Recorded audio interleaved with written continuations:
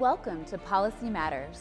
Our goal is to keep you informed on the upcoming election, how it affects you, and why it matters. I'm your host, Dr. Laura Merrifield Wilson. Starting off with our first headline, the North Carolina gubernatorial race had a rocky road on Friday with gubernatorial candidate for the Republican Party, Mark Robinson, embroiled in a controversy.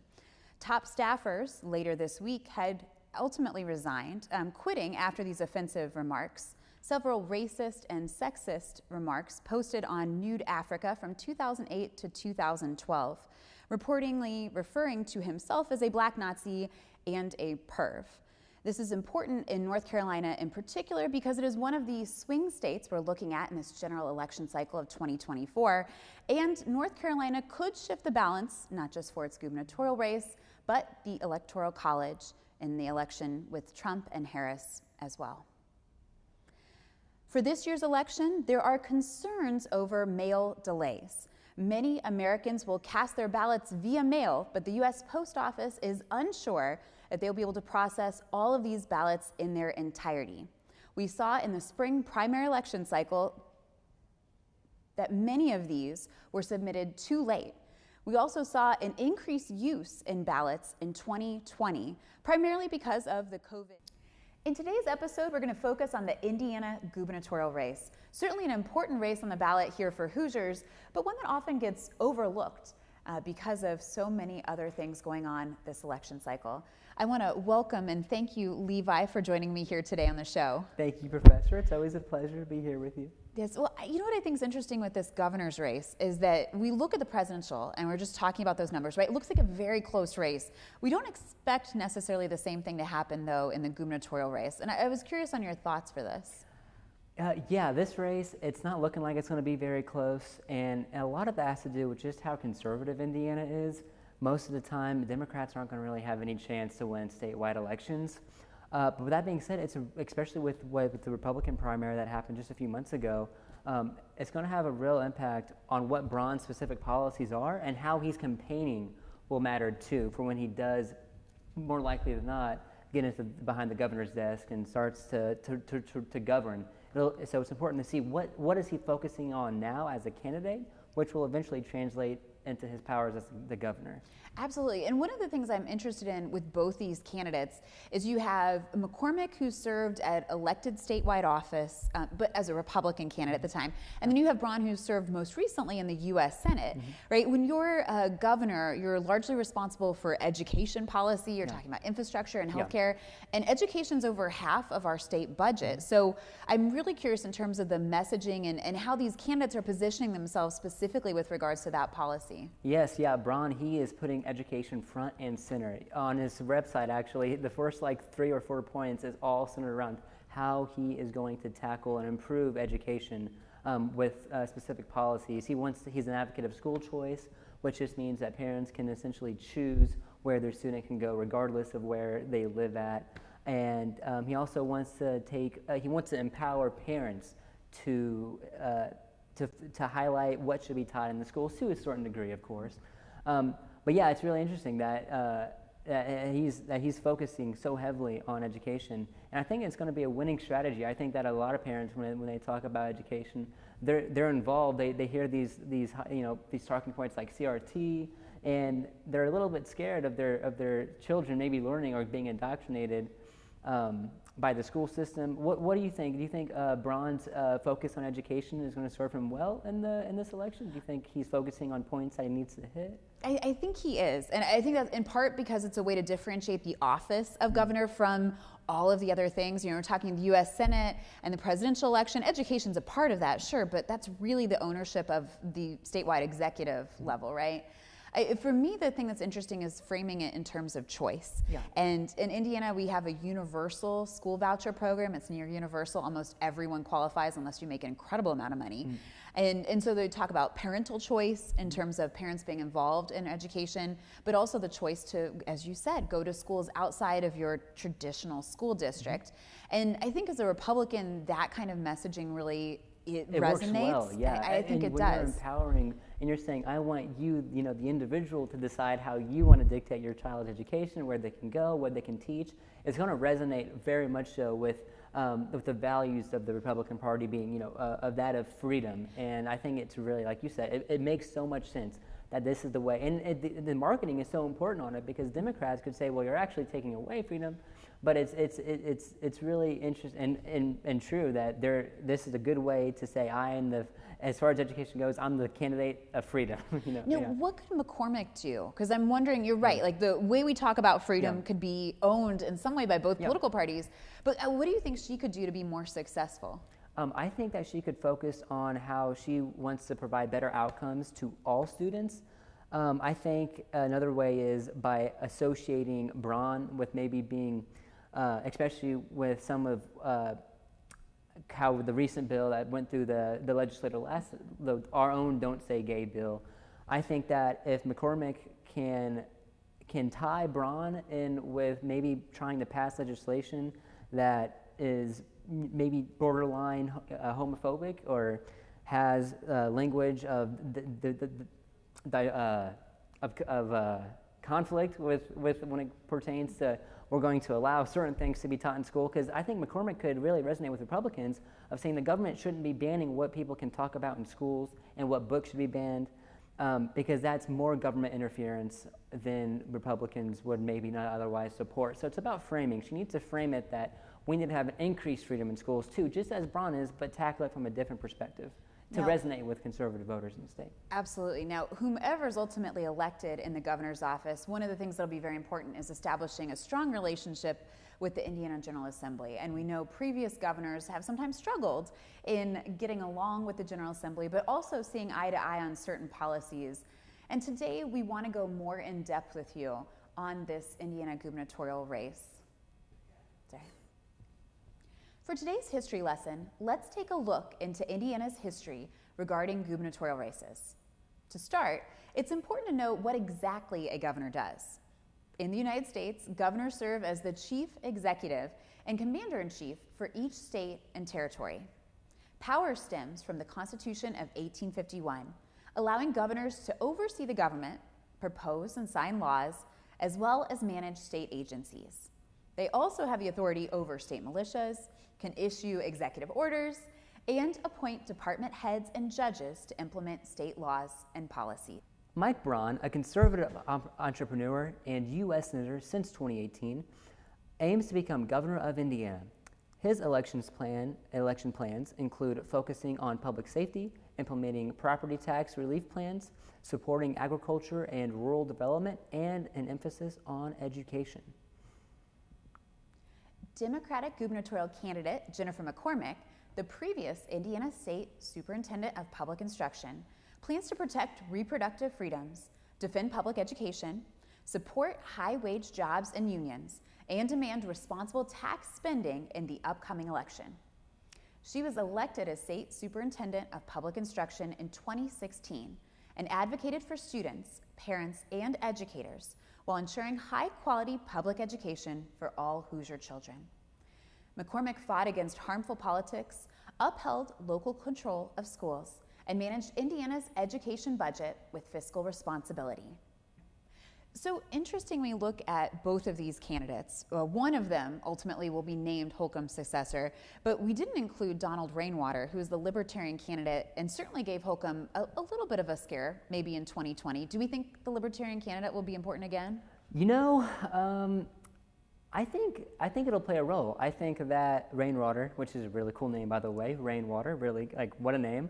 But I think he definitely can impact the election. I don't think it'll necessarily change the outcome, but I think in some ways it could maybe push Braun into taking more libertarian positions that he otherwise might not. I can't give any specifics. Do you know of any positions that it could possibly? Well, ideologically, one of the things I was thinking is how important COVID-19 and the protocols related to it in 2020 were, and how I thought in particular Rainwater was very effective at siphoning off some of the Republican voters who were more conservative and didn't necessarily agree with what Holcomb had done. I don't know, since you have an open seat, that Rainwater can quite make the same argument and given the circumstances, but it does seem that the Libertarians in this state pull more from the Republican candidates than the Democrats. And I think it's also important too. I think Braun is a little bit more conservative than Holcomb is. And I think that'll play a role too, because I think Braun's been very outspoken on some issues that Holcomb maybe had a little bit up in the air on, and I think that'll lessen the extent that Rainwater will be able to siphon votes away from Braun. But nonetheless, I think that his candidacy is drawing more support away from the Republican than it would be the Democrat. So it's going to make it more competitive. Not that it's going to make it ultra competitive, but it'll definitely make it the Libertarians definitely going to take more votes away from the Republican. Would that hold true? Yeah, that's what I look at seeing. And it'll be really interesting maybe November 6th when we can look back through those numbers. And of course, we'll catch them here on Policy Matters. I think it's also neat to see that both McCormick and Braun, as the leading candidates here, have a background in terms of education. McCormick herself was a teacher and then served as superintendent of public instruction, as we said. And then you also have Braun, who served at one point his first elected office in the school board. So both having a background on what we agree is one of the major policies in terms of state government. Now that you know the history of the race and some background on the candidates, for today's Spotlight, we want to inform you on the Indiana gubernatorial election and why it matters to you.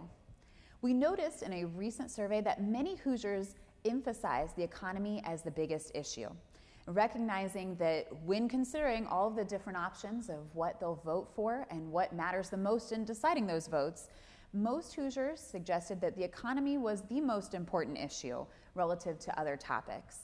Now, Levi, as we're talking about this, where do you see Braun and McCormick stacking up on the economy? How do you think voters are going to be evaluating them, recognizing that this is such an important issue for them? So one interesting thing that I found, and you could, especially with the ads that we played last week or a couple of weeks back, of how they wanted to tackle the economy, both of them identified that offshoring and outsourcing is one of the biggest things that Indiana needs to tackle. And Braun, under his economic policy panel, the first thing that he did was that we need to tackle the jobs leaving Indiana. And so I didn't see a whole lot about what Braun will specifically do to incentivize. Same thing with McCormick. So the emphasis seems to be on keeping jobs from leaving Indiana that already exist. And I think that the fact that they both they're both identifying this as one of the biggest economic and employment opportunities, seems to be that there's convergence with the Republicans and Democrats on this, which is, you would think, they're always opposed to, they're always dichotomous, and, Democrats are going to be for, free trade, and, don't matter, it's a market working. So what do you think of that there's seemingly some overlap between these two candidates as far as trying to keep jobs here? Maybe does their approach differ in that, would you imagine? We haven't gotten a lot of detailed policy difference, but I think you're right to say that we can see them converge in a certain way on this. And certainly wanting to keep jobs in our country benefits our workers tremendously. The bigger question would involve, especially on the presidential level, the question of tariffs and how we can trade in a free market system where we know China is an incredible competitor. And I know the presidential candidates have really talked about this. Now, one thing I want to add here is when you look at the policies that were included in the Next Star, Emerson College, and the Hill, talked about disadvantaging Democrats in particular. Only 7% of Hoosier voters said that abortion was a major issue for them, and also the question of keeping liberty and keeping democracy safe, which seem to be the messages that really focus and resonate with and the mobilize Democratic Party. Democrats. Yeah, absolutely. Education regarding gubernatorial local races, statewide elections. Most people, especially the younger generation, don't really know what the gubernatorial race is and why it's important. As being a student here at UND, I was really curious to see just how many students know who and what the gubernatorial race and who's running in it. To get a better understanding, I walked around campus and polled people from the Smith Mall to the cafeteria, and I wanted to know if they knew who was running to be our governor. Let's go ahead and take a look at the results. Do you know who is running for the governor of Indiana this election cycle? Yes, it's Mike Braun, Donald Rainwater, and Jennifer McCormick. I only know that Mike Braun is running. No. No comment. No. I wouldn't say I do. No. I have no idea. Mike Braun and Jennifer McCormick? No clue. And do you know who's running to be the president of the U.S.? Kamala Harris and Donald Trump. Yes, Miss Kamala and Trump. Trump. So Trump and Kamala Harris. Kamala Harris and Donald Trump. Harris and Trump, right? Oh, Donald Trump, Kamala Harris. Do you know what gubernatorial means? What it might indicate? The word is gubernatorial. No. No. I just know it has to do something with the government. I do not. I do not know. I know it's something about an election. Oh, isn't that the thing from SpongeBob? Academic jargon, quite frankly, because if people don't know what we're talking about, then it is absolutely pointless. Now, the fact that you had one person recognized Mike Braun, to me makes perfect sense, because if we talk about this being a down ballot election cycle, and this race in particular, Mike Braun is our current sitting U.S. Senator, so he should have more name recognition, quite frankly. And he's been on a ballot before, on a statewide ballot. He's been in and out of the public spotlight. Right, and if you're a serving U.S. Senator, I think you get some of those advantages. One of the things that's interesting is it is an open seat. So I wonder in a certain way, if we ask this question 4 years from now, and whoever's elected this November runs again 4 years from now, will those answers be different? Will people know because it's the incumbent seeking re-election? Perhaps it's just that as an open seat, people might be able to recognize Holcomb. They don't know who's running now. And that's actually a really good point. There was, I think, 1 or 2 students that incorrectly said Holcomb. So I think to your point that maybe, once whoever wins the gubernatorial race, that maybe once they get some time in office and the news covers them more, they'll become more acquainted with the public, and then they might know, oh yeah, I remember Mike Braun, he's our governor. It's one of the things that always frustrates me as someone who loves state government, but I also understand from a student perspective, in this election cycle, when we talk about political noise, you're talking about the presidential election cycle, you also have the U.S. Senate, all the House seats are up, and then you have governor. There's and then a lot going on. There's so many. I didn't even get through all that whole list, and I'm tired from talking about it. There's so many. So I understand for Hoosier voters, and especially for students they may not know. And even people who study this, it's so hard to know the ins and outs of who's running, how are they running, what policies are they positing. So even as a student who studies this, it's hard to keep track of all the moving parts, and each state is different, so that compounds the confusion and federalism. So yeah. One of the recommendations I like to make is to do your research beforehand, and not just looking at the candidates, but look who's on your ballot. Look at what races you're actually deciding. We talk about a lot of different races on this show here, like North Carolina governor, very exciting, but unless you're a North Carolina voter, you won't be directly deciding that. Do you have any recommendations for folks watching to make sure they're informed when they go to mark their ballot? So honestly, just Google, anything, like elections in Indiana, and that is a great way, and it's low stakes. You get a quick, and the new AI overview, it'll give you a quick who's running, some basic policy positions, and I think that's a good way too to just, okay, this is very quickly, and I feel like most people too already have a sense of what party they're more aligned with, and so Party ID does a lot of the heavy lifting in these types of races, but yeah. And I'm glad that Levi mentioned that, because that's something we're going to be covering very soon in a future episode.